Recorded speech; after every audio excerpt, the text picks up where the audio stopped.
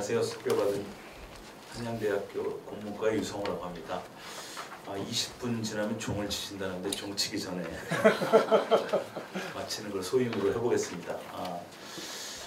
제목은 전후 시인들의 현실인식의 신급들이라고 했는데 뭐 이런 내용입니다. 사실 아시아라고 하는 큰 테마에 좀 이르지 못했는데 우리가 이제 1964년에 신 선생님께서 여기 답사한 그 사진 기록을 보니까 참 실감이 나네요. 저는 그때 태어난 지 얼마 안 되는 같은 64년의 기억으로서 이렇게 제주에 와서 신동엽 선생님을 비롯한 전후 시인들에 대한 일종의 개괄적 지도를 그려보게 돼서 참으로 영광스럽게 생각합니다.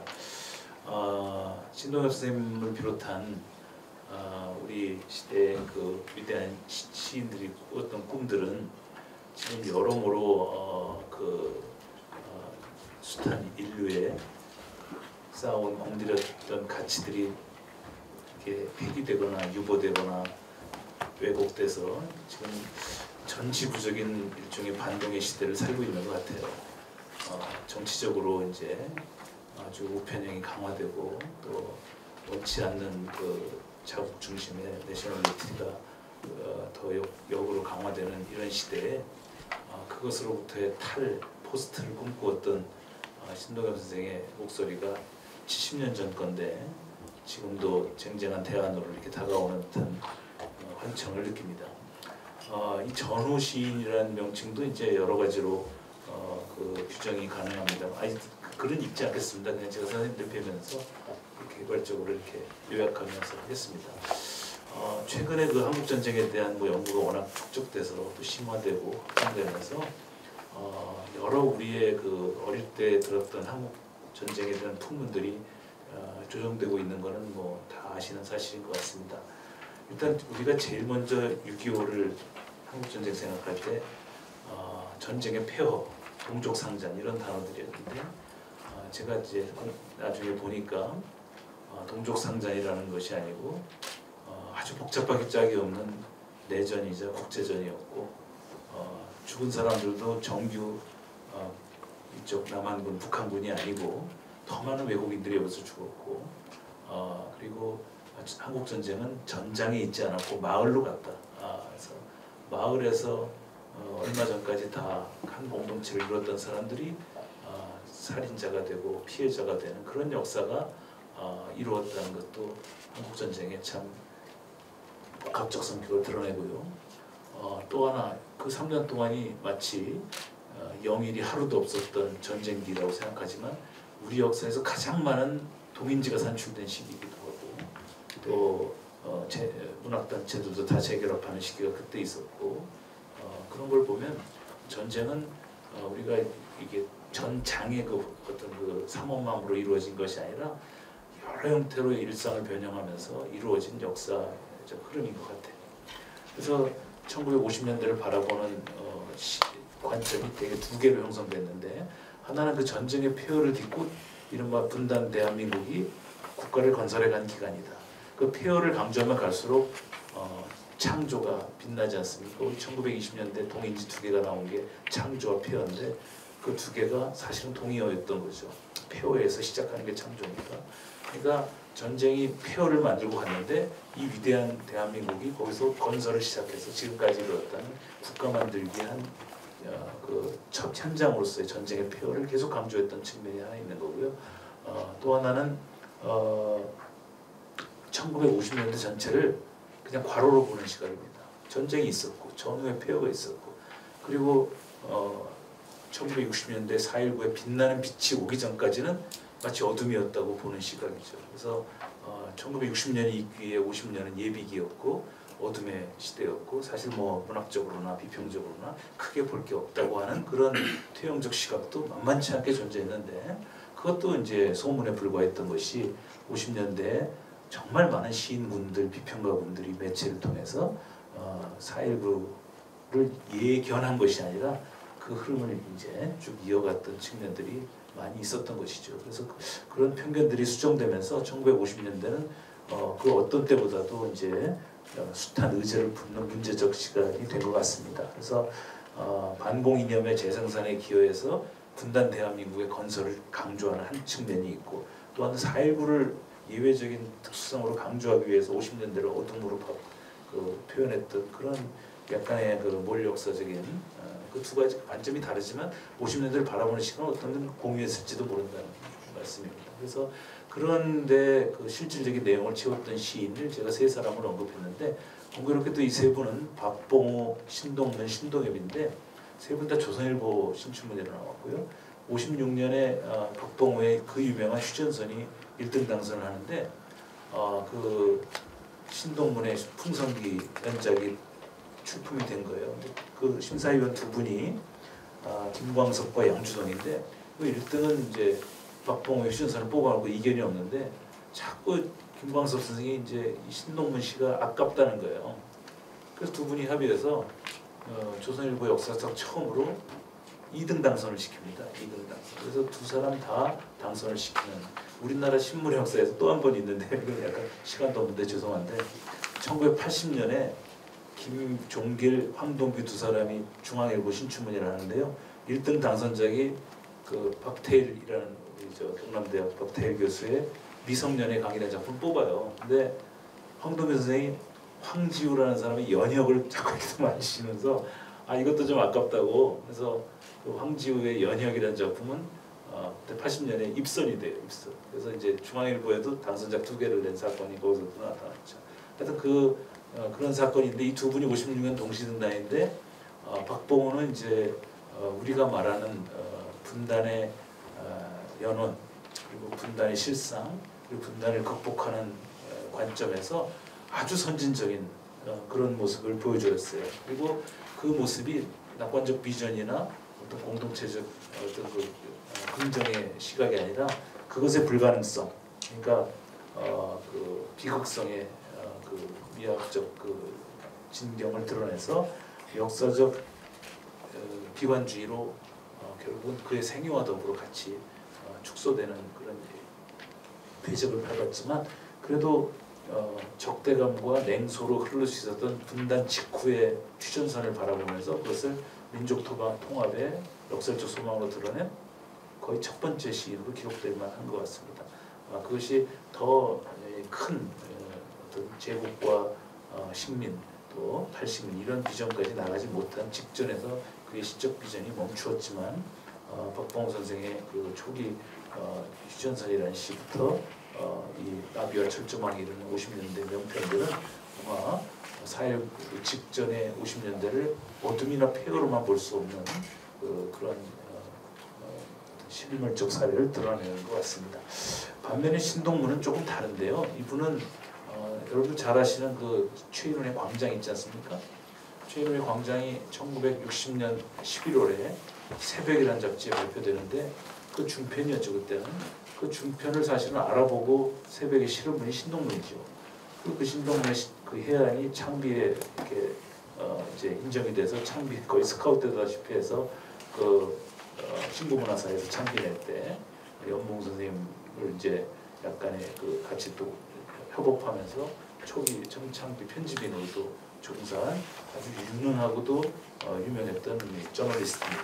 그런데 그 한국 전쟁을 바라보는 시각은 오히려 이 양반은 실제 전쟁에 참여했던 군인이었고 그럴 수 있는데도 불구하고 전쟁 직후에 다시 그 전장을 이렇게 수습하면서 전쟁 직후에 오히려 강화된 이른바 비민주주의, 전체주의, 이제 이승만 후기 시대를 말하는 거죠. 그거에 대한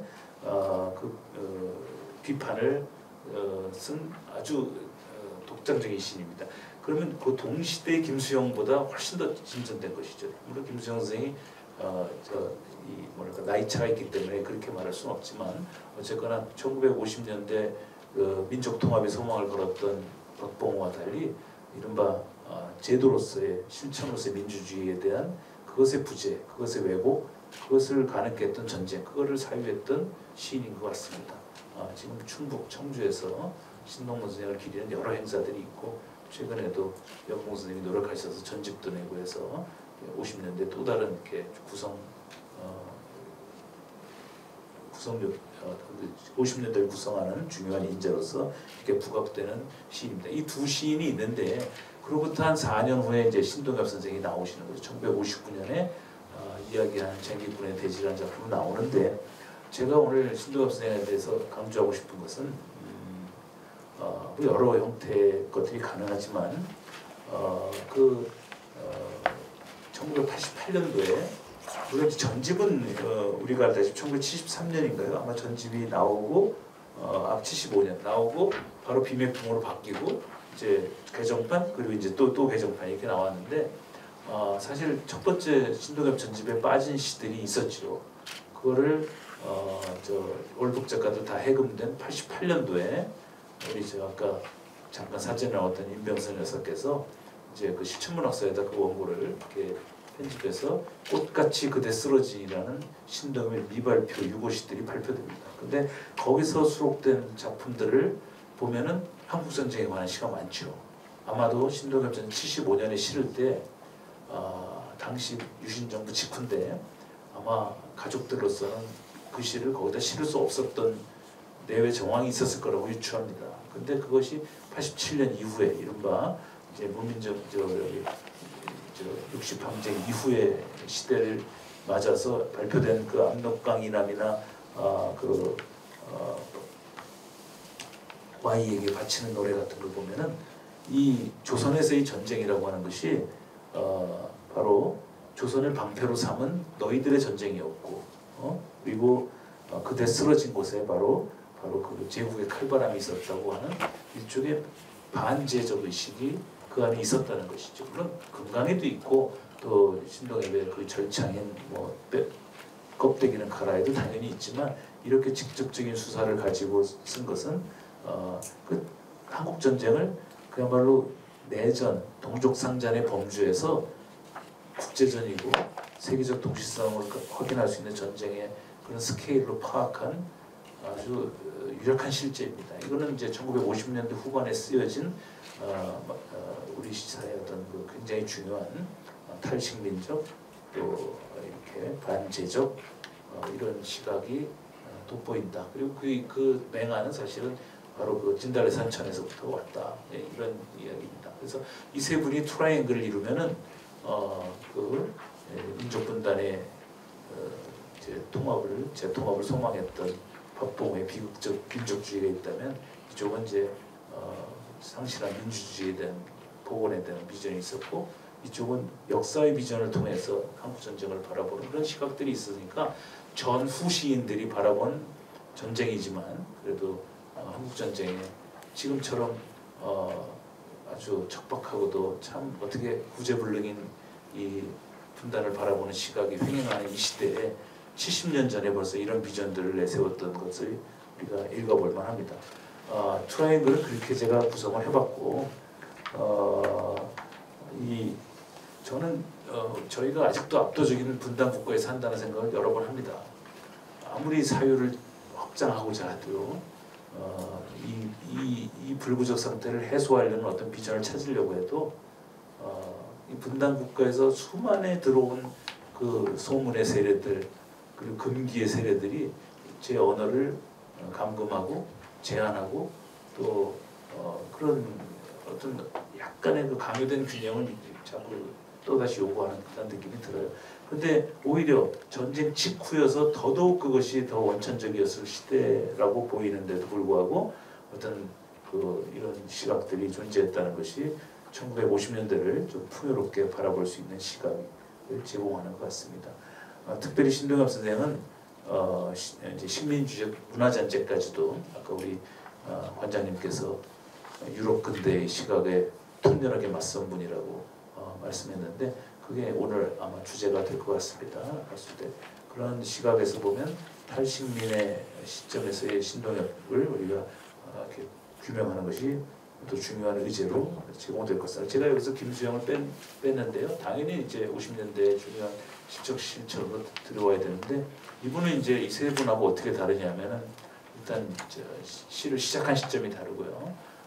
그리고 이런 김수영은 어떻게 생각하면 1960년대 초에 쓰여진 작품들이 이런 뭐랄까 더 이런 이 요청들을 또 전면화해서 쓴, 특별히 64년도에 쓴 64년도면 신동엽 선생이 제주도에 와서 답사하고 계실 텐데 그때 쓴 작품이 거대한 뿌리 아닙니까? 이사벨라 버드 미주업 여사와 연애를 하고 있던 그 시대에 자기가 그 무수한 반동이 좋다고 하면서 그 좋아하는 반동을 나열할 때 그 나열이 인생론적으로 보면 주변적 존재들이고 다음에 계급론으로 보면 가난한 민중들일 것이고 그러나 거기서 표현한 단어는 전통일 것이고 그러나 아까 큰 비전에서 보면 김수영조차도 굉장히 서구적 미학에 능숙했던 김수영조차도 그런 그 우리 문화의 식민주의적 잔재들 특히 일본식 민주주의가 아니고 새롭게 밀려들어온 유럽 근대적 시각이라서 민주주의 그런 것들을 무수한 반동이 좋다고 하면서 했던 이런 시각에서도 탈식민화와 그런 전략들이 나타나는 것까지 보면 1950년대 중반, 55년도부터 한 64년 얼음에 거기는 이제 전후 4.19, 5.16 그런 정치적 마디가 있지만 그런 것들이 계속 우리 불가능했을 것 같지만 끊임없이 풍부하게 아주 열정적으로 그런 담론들이 제기되었고 또 최일수나 또 이런 다른 또 논자들을 통해서 그게 또 심화되고 이런 측면도 있는 걸 보면 50년대 후반부터 60년대 초반의 그 비평사나 시사가 이렇게 그런 자양들을 길어올리고 있었다고 생각합니다. 거기에 이제 조금 더 구자원이나 김종삼이나 전현경이나 뭐 이런 분들의 좀 이렇게 좀 국지적인 그런 국제적인 인식 같은 걸 포함한다면 50년대가 단질과 공백으로 보지 않고 한국 문학사에서의 이 어떤 뭐랄까 서구적 지배 문화에 대한 그 저항적 담론의 끊임없는 생산지였다는 얘기를 해보고 싶었습니다. 그것이 연속성과 계승성 확장의 축도로 50년대를 바라보는 자료를 제공하지 않을까 얘기를 말씀을 드리다 보니까 시간이 된 것 같고 또 우리 공영철 교수가 거의 발표급 토론을 써왔습니다. 그래서 늘 그래야 돼. 예, 요거에 대한 답변을 하면 그 답변 내용은 좀 제가 발표해서 빼고 일부러 그때 또 말씀드리겠습니다. 감사합니다.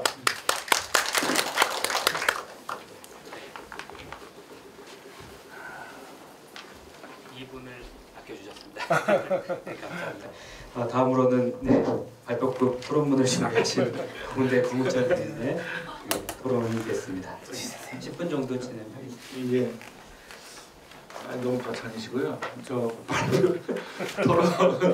제 토론은 그 좋은 발표에 대한 조금 더 발표 시간이 너무 한정됐기 때문에 제 토론을 통해서 조금 더 듣고 싶은 내용들을 짧은 시간이지만 응축된 얘기를 좀 듣고 싶습니다.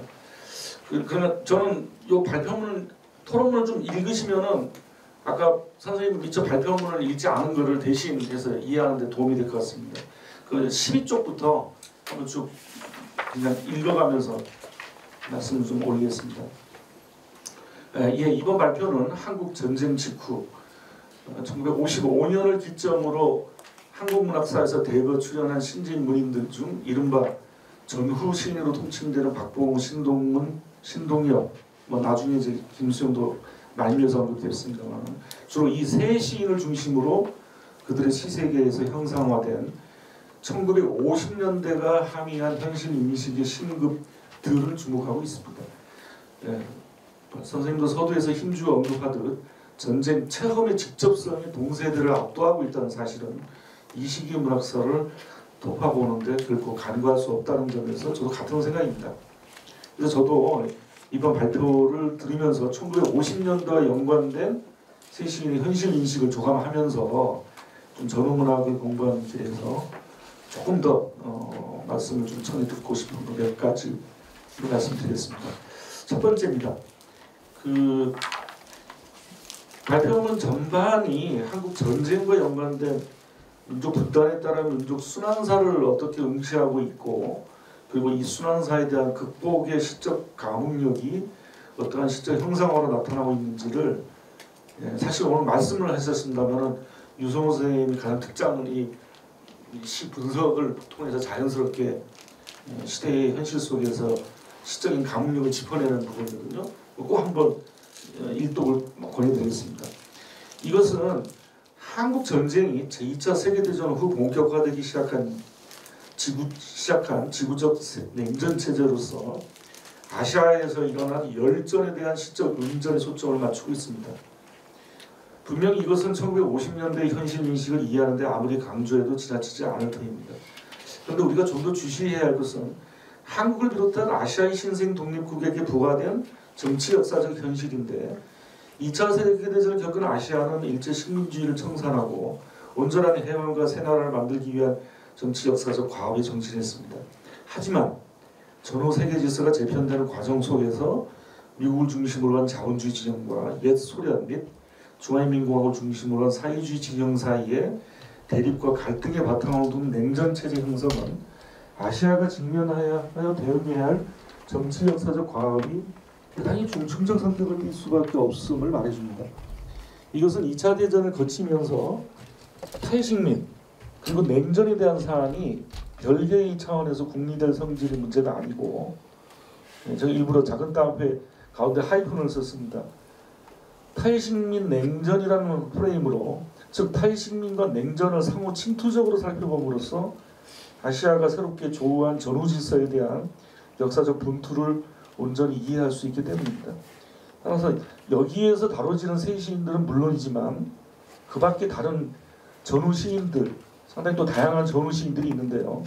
그 시인들이 1950년대 현실 인식을 살펴볼 때 이 탈식민 하이픈 냉전 요것이 갖고 있는 그 프레임 요거 관련돼서 아까도 말씀을 좀 해주셨는데 조금 더 아까 미처 말씀 혹시 제가 못한 거 있다면 조금만 더 뭐 다른 한 시인을 더 예를 들어 좋고요. 조금 좀 보충 설명을 해주시면 너무 좋겠습니다. 두 번째는 이 부분은 이제 아마 오늘 오신 분들하고도 많은 다른 발표에서도 고민거리가 될 텐데요. 신동엽의 역사관하고 시세계에서 이 발표문에 있는 이제 각 주에도 있습니다만은 도사리고 있는 복고적 보수성을 섬세하게 비판하는 일 또한 이루어져야 한다.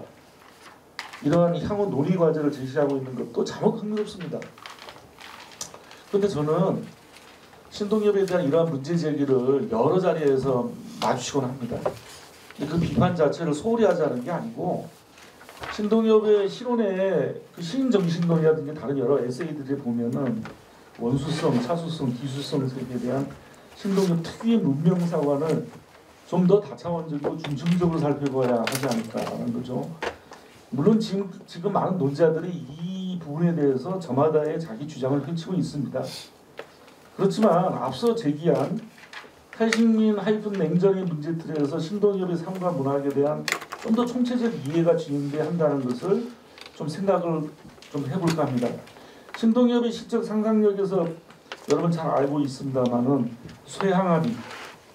쇠항아리가 함의하는 유럽발 무형의 근대의 통역과 이것을 일소하면서 보다 레디컬하면서도 성숙한 또 다른 근대 아직은 참 좀 수세적인 표현을 제가 썼습니다만은 모더니티를 대체한 새 용어가 나오면 얼마나 좋겠습니까?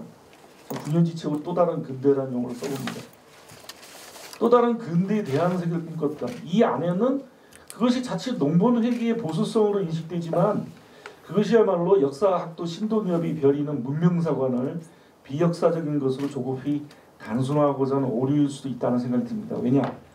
거기엔 좀 이따가 한번 발표도 듣겠습니다만은 동학에 대한 창발적 시적 상상력을 궁리할 필요가 있겠죠.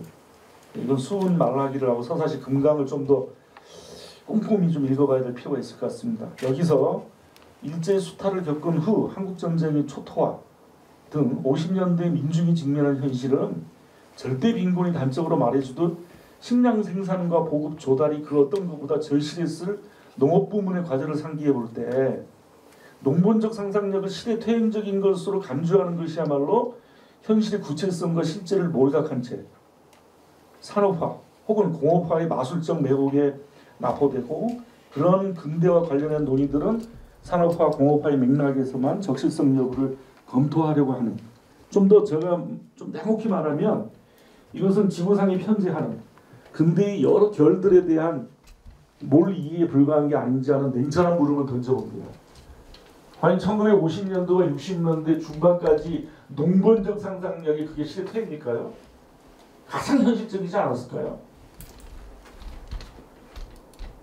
그러므로 신동엽의 농번적 상상력에서 우리가 정작 비판적으로 성찰해야 할 것은 그의 문명사관의 바탕은 농번적 상상력이 탈식민 냉전과 전후 한국 사회 현실에 어떠한 시적 대응을 펼치고 있는지 그것이 기존 근대와 또 다른 근대의 어떤 것을 시적 상상력 기획으로 모색하고 있는지 등에 대한 공부거리를 구체화하는 일이 아닐까요?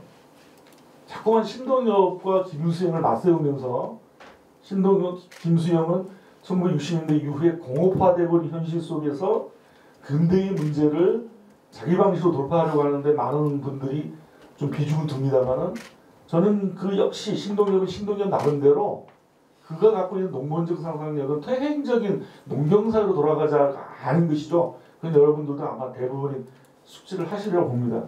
그럼 그 농번적 상상력을 조금 여러 결들 비서구라고 얘기되는 아프리카, 라틴, 아시아 속에서의 또 다른 근대의 맥락으로서 좀 천착해 보면 어떨까 하는 그런 생각을 자주자주 궁리를 해보곤 합니다. 이상입니다.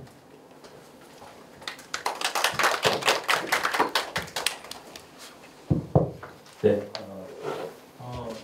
이 냉전 탈식민 하이픈 냉전 구도로 이 시기를 바라볼 때 아까 제가 김수영 얘기를 약했습니다만 아까 김수영과 신동엽을 마치 이렇게 데칼코마니처럼 나열해서 서로의 차이점을 부각시키는 논의는 많이 있었죠. 근데 어쩌면 그 차이점에도 불구하고 두 사람이 1950년대 후반이 아니라 60년대 초반쯤 가서 어떻게 만나는 지점이 바로 조금 전에 말씀하신 고명 선생님 말씀하신 그 탈식민적 또 다른 근대 꿈꾸기였던 것 같아요. 특히 미국에 대한 지배 문화, 당시 이제 현실적으로 들어온 미국 문화도 있고 아니면 이제 미국이라는 강대국이 형성되어가는 제국의 재편 질서인데 그거에 대해 비판했던 분은 김수영이고요. 우리 저희 신동엽은 그 반대편에서 뭐 서로 역할 분담을 한 건 아니지만 흔히 비구미라고 알려진 그런 그런 공동체들과의 어떤 연대랄까 아니면 동일한 어떤 제국의 피해자로서 갖고 있는 그런 보편성을 인식했던 측면에서 두 분이서 이렇게 갈라지는 측면은 분명히 있는 것 같아요. 두 분을 대표 단수로 하는 건 불가피할 것 같고 또 이제 그런 것들이 60년대 후반에 이제 우리가 아는 이제 김지아나 조태일이나 이런 사람들 나오면서 이제 강론적 분담을 하면서 이렇게 퍼져간 것 같아요. 그래서 아마 냉전 탈식민의 구도로 아마 이 시기를 읽으려면 그 두 분에 대한 60년대 초반 시를 중심으로 하는 그런 것들이 좀 가능할 것 같고요. 다음에 신동엽 선생에 대한 어떤 우리 재국리 이런 것도 생각해 보면 말하자면 동학이나 아니면은 흙의 사상, 저 기술성의 세계가 다 당시에 그런 것을 모든 것을 초토하고 이입되어 들어온 그 제국의 질서, 외래의 질서 이런 것들을 다 맞서는 기제들이죠. 그런 면에서 당연히 그 자체가 퇴행적일 수는 없는 것이고 그런 담론 속에 이제 당시의 현실을 진단하고 이제 그 구체화하는 데서 조금 이제 원형화시키는 방식은 우리가 한번 이렇게 검토하면 오히려 신동엽 선생에 대한 균형을 맞출 수 있겠다 그 정도고요. 신동엽 선생이 가지는 이런 비전은 그 이후에 당분간 완전히 잠복해 있다가 80년대 이후에나 이런 상상력이 다시 재현되는 걸 보면은 굉장히 선진적이었고 당시에 50년대 후반부터 60년대 그런 대항적 비전으로서 지금도 빛을 발한다고 생각합니다. 어쨌거나 중요한 문제를 제기해 주셔서 그를 완성하는데 고명철 선생님의 문제 제기를 수행해서 하도록 노력하겠습니다. 예, 감사합니다. 두 분 그 발표와 토론으로 그 전우시 세계에 대한 이해가 깊어졌습니다. 네, 두 분 감사드립니다. 다음 발표는